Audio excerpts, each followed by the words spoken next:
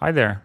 A couple weeks ago, when I just released my very first track, Shroom, I've been looking around to get some feedback on it from other music producers and industry experts. And I came across one guy on Twitch. His name is Modus, and he's quite big in Spain as far as I'm concerned. And he has this weekend feedback sessions. While reviewing the track, he gave me a few very actionable advices.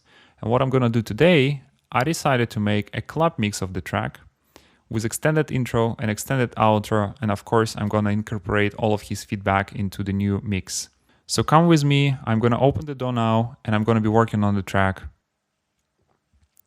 Okay, I already made a copy of the track and the piece I'm gonna be working on is the chorus. So the tune has a very interesting structure. We start with an intro, then we go into verse and pre-chorus, then again verse and again pre-chorus, and then comes the chorus. The chorus sounds like this.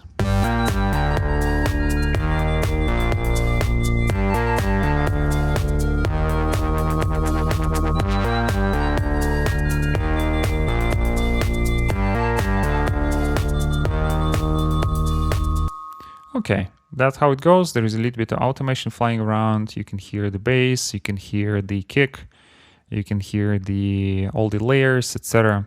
And the first advice he gave me, he was like, hey, this is deep house. Where is your deep bass? Where is your deep kick? And this is the first thing we're gonna address in the track right now.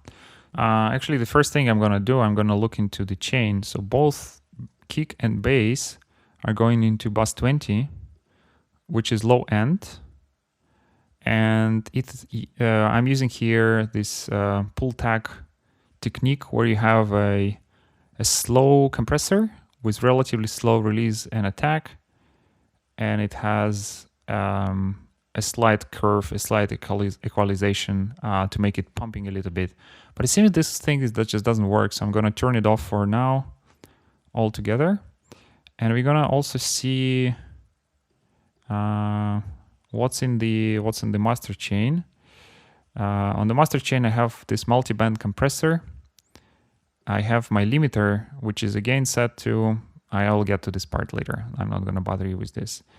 And we have an EQ just to monitor visually what's going on there, and the loudness meter. So let's check what we have there.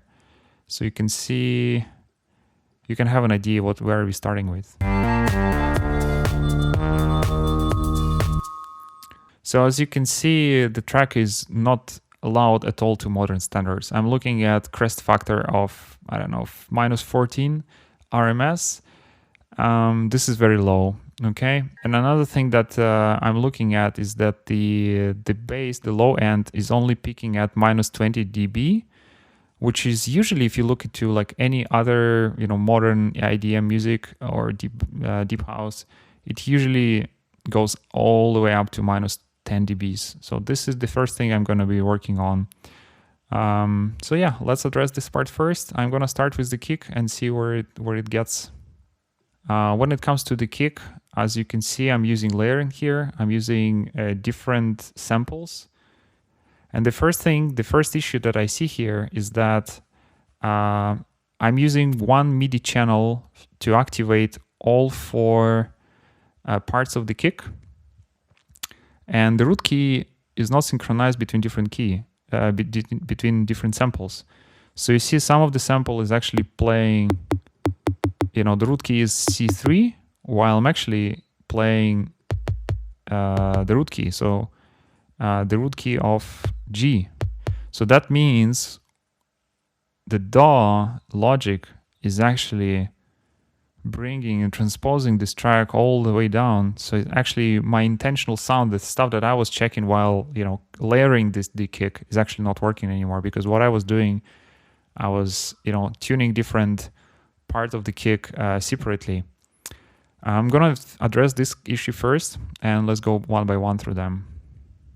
I'm just gonna select C1 as the root note. I'm gonna move it all the way here, and then we go sample by sample, and we change that everywhere to C1. It's not gonna change the sound, right? That's the whole point. It's not going to change the sound. It's actually going to change the root note. Same here, all the way down.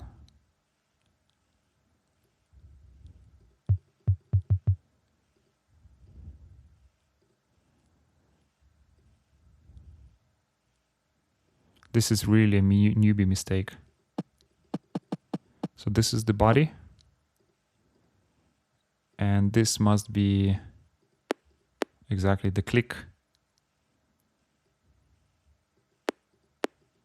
Okay, let's see. What I lost now, the sub bass.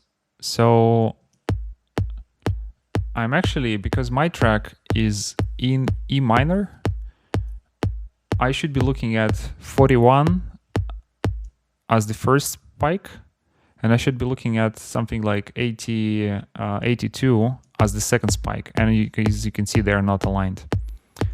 I'm gonna go one by one and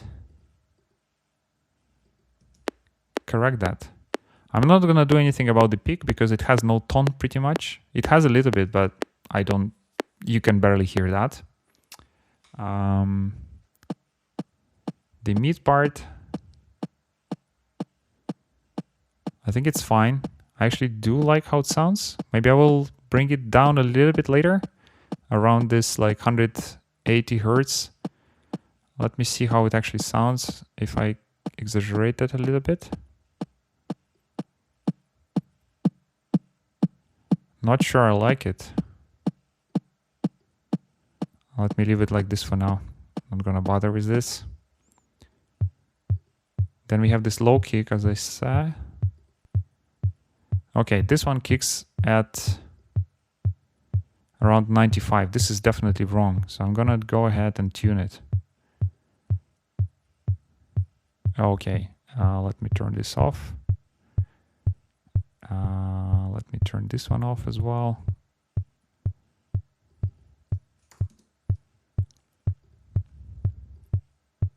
We go to sample and we move it. Right. I'm looking at 82 hertz. Actually, that was fine. Let's check what we have on the low bass.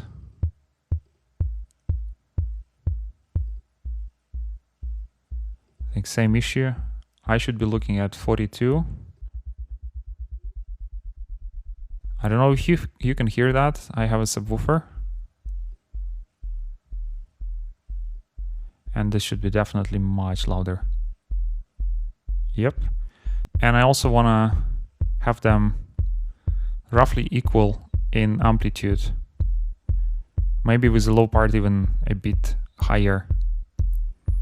Okay, so now we have this punchy low end. I'm gonna increase the overall volume afterwards. But for now, I think I'm good.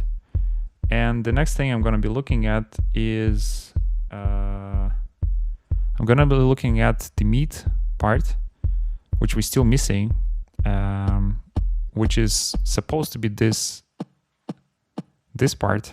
And as you remember, we were looking at 180, whereas I should be looking at 164. That should be my target. 164. That should be the spike. So I'm gonna turn it down. And I actually don't like this sample at all.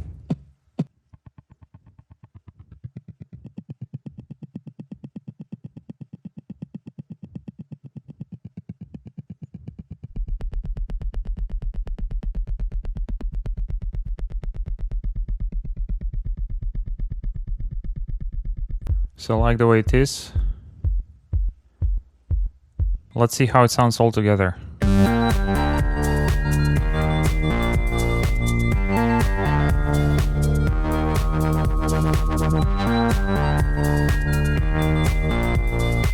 It's definitely not enough. Okay, I think I need to check the master. So low end is turned off. Let me see what I got on the master. I think I just gonna kill this guy.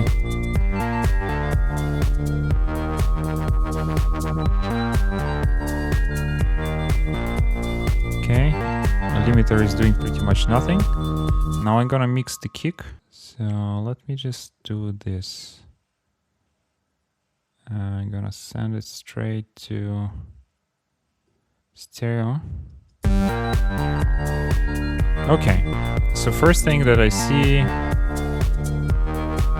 the bass is climbed all the way up.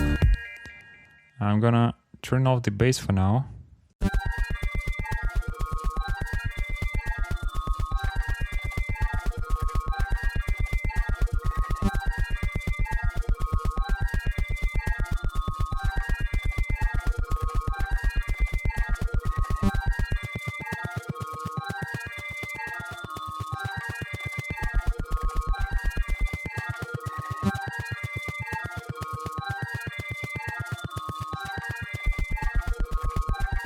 I think I like it now.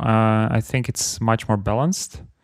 The next thing I'm gonna do is to check the bass, right? So it was disabled. Gonna do the same. I'm gonna send it straight to master, and I'm probably gonna be looking at the master bus afterwards. So the bass, just a serum. I really like the patch. I'm using here this modulation with a little bit of low cutoff filter opening up and doing this very nice woo woo woo kind of sound. The chain is looking like this. So we have serum, which plays the sub bass as well, -1 octave. Then it goes to a slow compressor. Vintage VCA is more of a glue compressor, but I think it's incorrectly set up because I have very short attack and relatively fast release. So I don't think it's actually doing its job. So let me turn it off for now. Then we have this side chain compressor, which goes from exactly from kick. It's quite deep and creates this pumping sound, but I think it's way too deep. I'm gonna do two things. So first one is when I was designing this sound, I was mainly looking at it in the verse and not necessarily in this part where it's in chorus, where the bass actually has the tons of movement. And I think you see it does doo-doo-doo-doom, doom, doom. And when I'm doing this doo-doo-doo-doom, the initial part, the sub bass is way too fast for the sub bass to really to follow it. So I just duplicated this track, take this MIDI file, copy it over, and work on the sub bass first. So I'm gonna take the sub bass, and I'll be doing the following. So we're going from G to then D and E, and then back to B. I'm just gonna remove all the slow notes. I'm gonna turn off the oscillators, and the filter is not doing anything to sub anyway. And we're gonna see what's going on there. So first, okay, makes sense. How much is that? Let's see what's where. I need to remove all the magnets here. Can just turn off everything. I'll just turn off all automation. This space should be very straightforward. And I'm gonna change that a little bit. Yep. That's it. And I'm just gonna remove all those notes. I don't know if you hear this at all. If you're in a headset, you might otherwise need some. Yep, I left now. Not sure about the last note though. What if I do this? Let me just do it quick. I don't think I need this really. I think I'm just gonna do this. Yeah, I think I'm gonna kill stuff off and this is my new bass. Maybe I can do this. No, I need this too. Okay, cool. This is how it looks like. Let's see how they go together.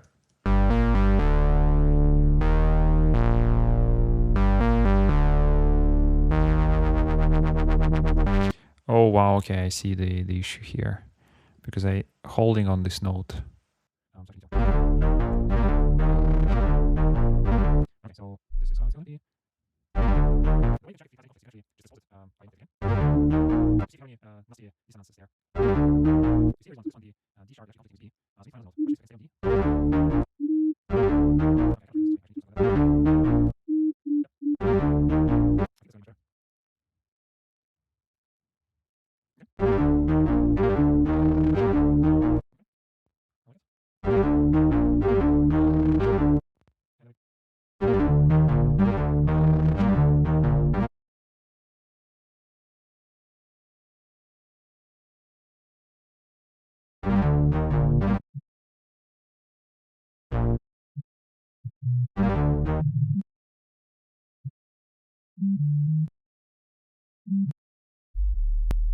Okay, so if I do B flat, it goes into like, what is it? 20 something. We might limit it. But on the house, on this home system, you cannot really hear that.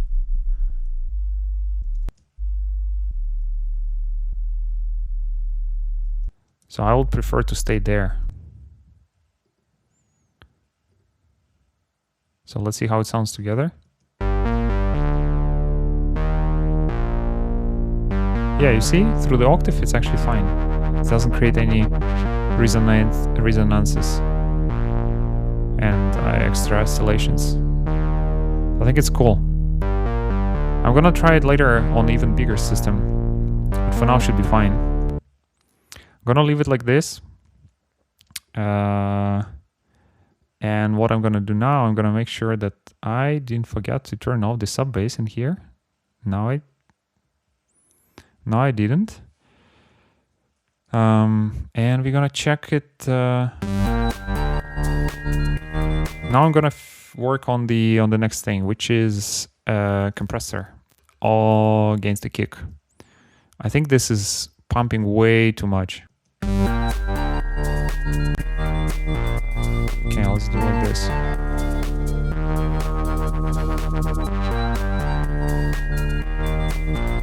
I need a little bit of pumping, but not as much.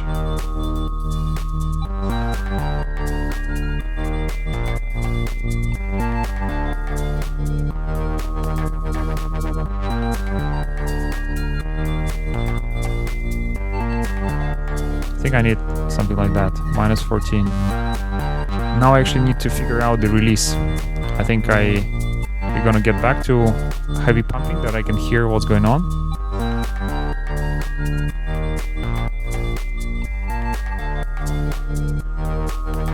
And I want to find the release time which is synchronized with the pumping. So if I do it like too short, you hear? It's not grooving.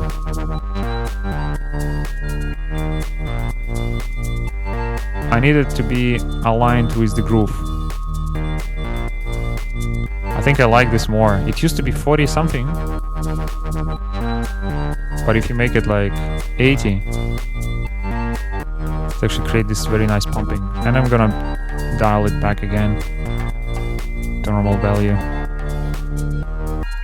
Now we're good with the bass. Let's see how it goes all together.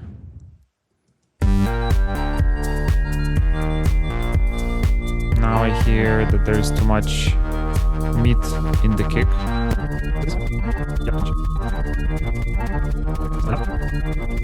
Okay, let's see how we're doing in the...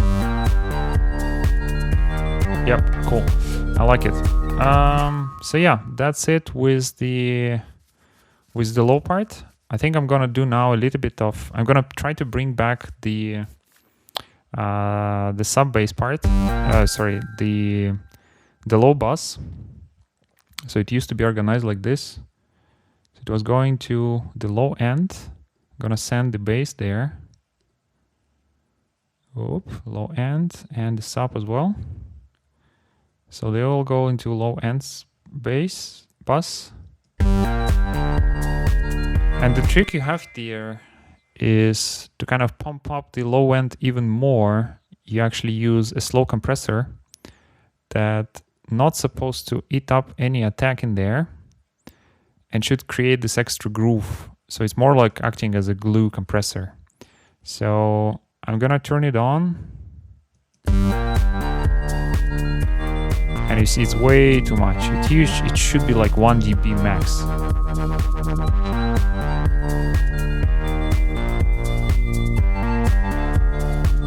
To create this extra pumping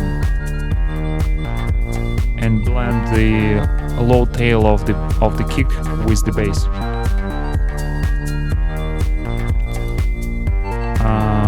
And as you remember, the release time for the bass was around 82 milliseconds to match the groove. I'm gonna do the same here.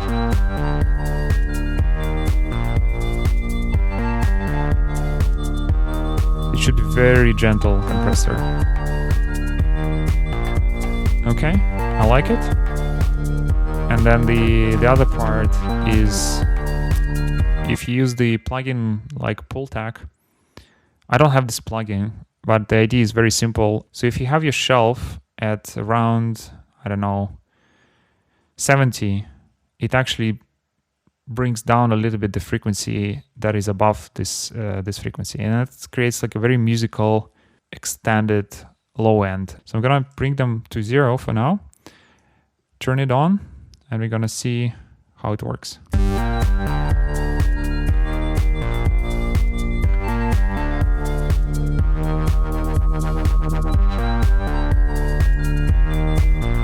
Yep, you hear this extra boost.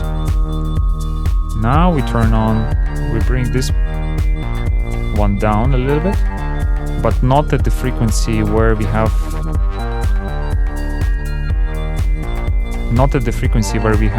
our mid kick kicking, but a little bit higher. And I'm gonna bring this one up a little bit. Oh yeah, you hear that? Let me compensate that you can hear the difference very well. You hear that? So I'm actually reducing the gain.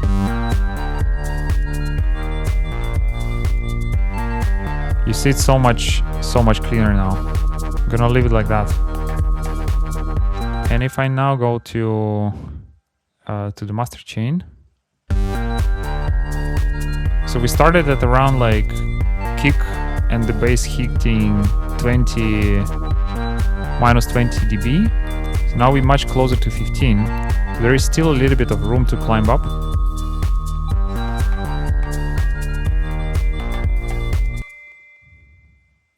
Let me see if that's gonna be fixed by just, applying limiter.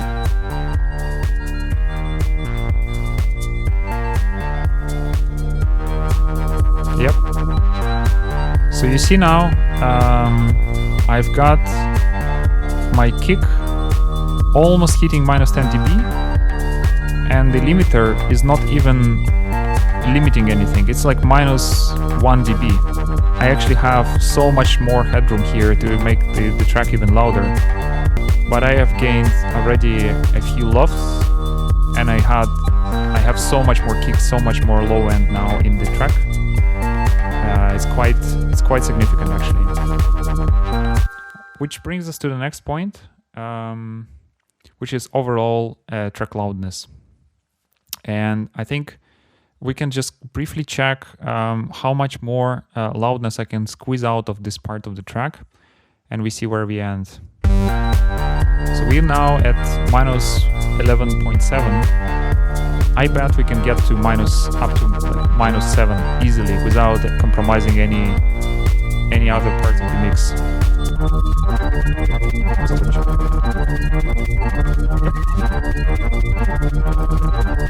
So as you can see, we're working at minus 8.5 lofts. I can bring it a little bit up even.